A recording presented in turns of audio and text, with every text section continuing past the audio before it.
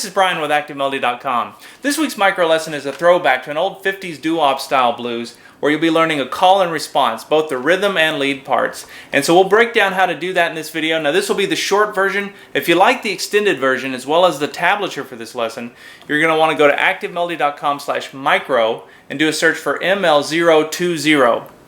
Alright, so this is a standard 1-4-5 blues in the key of E, so you have E, A, and B as your root chords.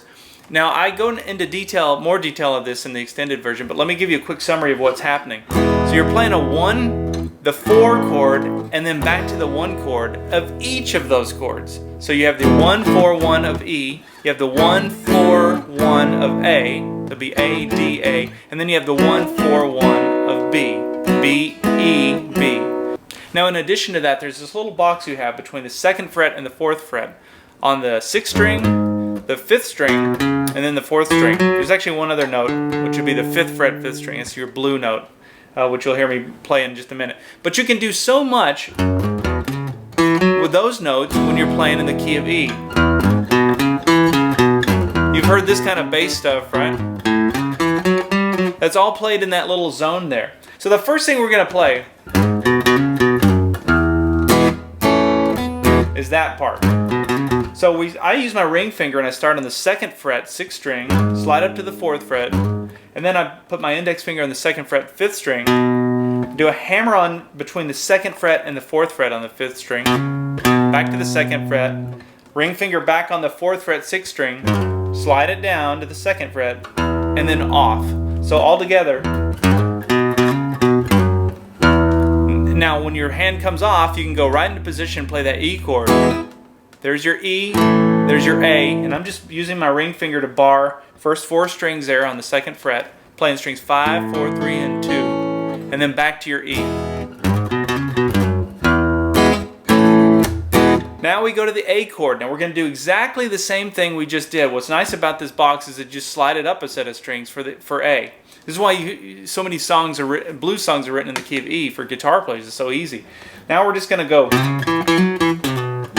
same fingerings, exactly the same thing. We're just going to start on the 5th string this time. And then we're going to come to the A. And what I'm doing here is I'm playing, I always think of this as my Keith Richards chord, but that's a D chord. It's another way to make it, where you keep your bar there, but you put your you put your middle finger on the 3rd fret, 2nd string, and your ring finger on the 4th fret, 4th string. And you play the middle 4 strings. So, and that just keeps it in the style of that, sticking to those middle strings.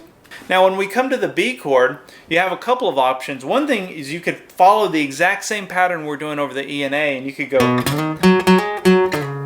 just slide that little box up to here. But the way that I played it was I played the same thing I played over the A.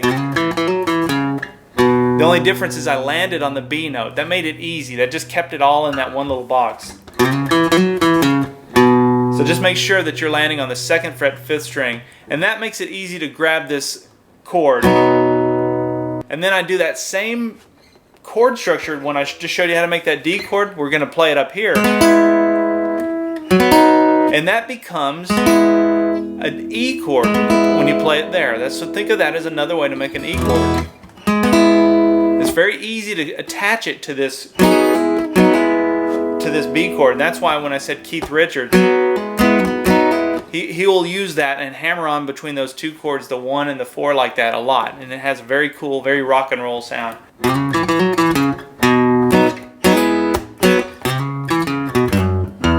then we're right back to the beginning. Now experiment with that box and see what other licks you can come up with to fill in between those chords.